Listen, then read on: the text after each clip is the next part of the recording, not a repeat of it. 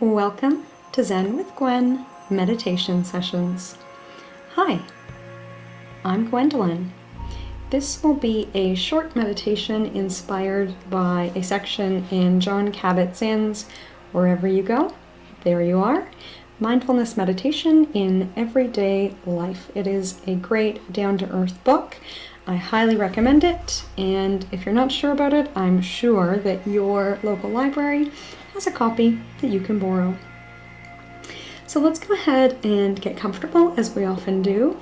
Feel free to sit or lie down, and we'll be looking at our breath as our object of focus. So you may prefer to lie comfortably so that you can breathe more comfortably.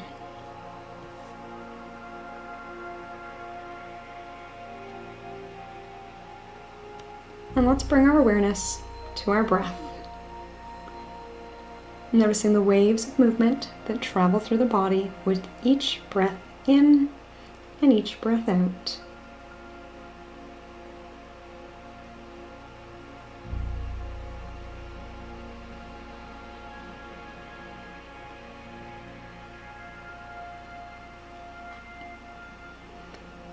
It's a commonly held view that meditation is a way to shut off the pressures of the world or of your own mind, or to stop our conscious thoughts. But we neither shut things down or off or push things away. It helps us to see things clearly, deliberately positioning ourselves in different relationship to them. We know that stress is a normal, inevitable part of life. Of course, we can learn and make smart choices to have as little stress in our lives as possible or go easy on ourselves, but there are many things over which we have little or no control. Stress is just part of being human, part of the human condition. This doesn't mean that we are victims. We can learn to work with the things that come our way. We can find meaning in them. We can find purpose in them. We can make critical choices and use our energies to grow in new ways. This takes a willingness to embrace and work with what lies at the core of all meditations. One way to picture this is to think of our minds as the surface of a lake, ocean, or other favorite body of water. There are always waves on the water, sometimes big, sometimes small, sometimes almost imperceptible. The water's waves are churned up by winds which come and go and vary in direction, intensity, and appearance. Just like the winds of stress change in our lives, this stirs up the waves of our minds. Meditation isn't some special kind of inner work which magically shuts off all of these waves. It's not as though when we meditate, we suddenly become peaceful and tranquil. The brain's job is to produce thoughts.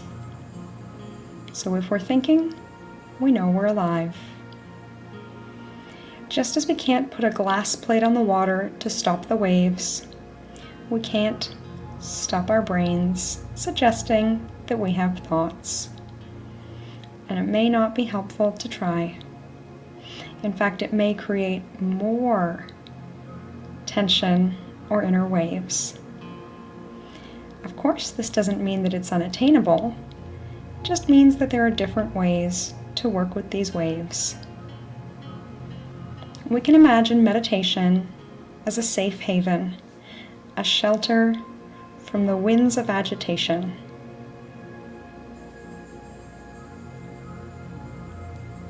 Maybe by taking a single deep breath in and out, we feel that a good deal of the turbulence dies down.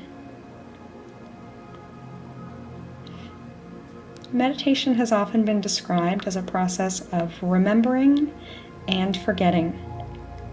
So throughout your day, The winds may ruffle your feathers and churn up waves, and for a moment you forget. And then we think of it as a moment of success each time we remember, oh yes, that's right, I'm a meditator. I can calm the waves of my mind. The spirit of mindfulness practice was nicely captured in a poster of Swami Satchidananda, who at the time was in his 70s, with a full white beard and flowing robes, on top of a surfboard, riding the waves off a Hawaiian beach. The caption read, "You can't stop the waves, but you can learn to surf." And we can use the remaining time to maybe picture ourselves surfing in a beautiful tropical destination. We can picture our thoughts coming in waves.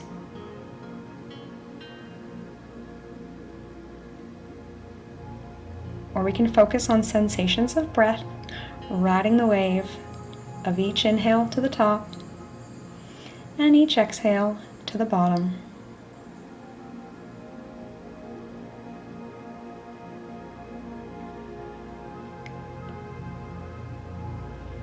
You may like to ask yourself what kind of body of water you feel your mind is today.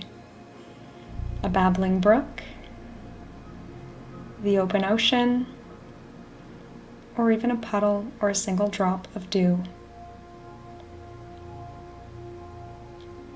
Giving ourselves permission that all of these options and feelings are perfectly okay.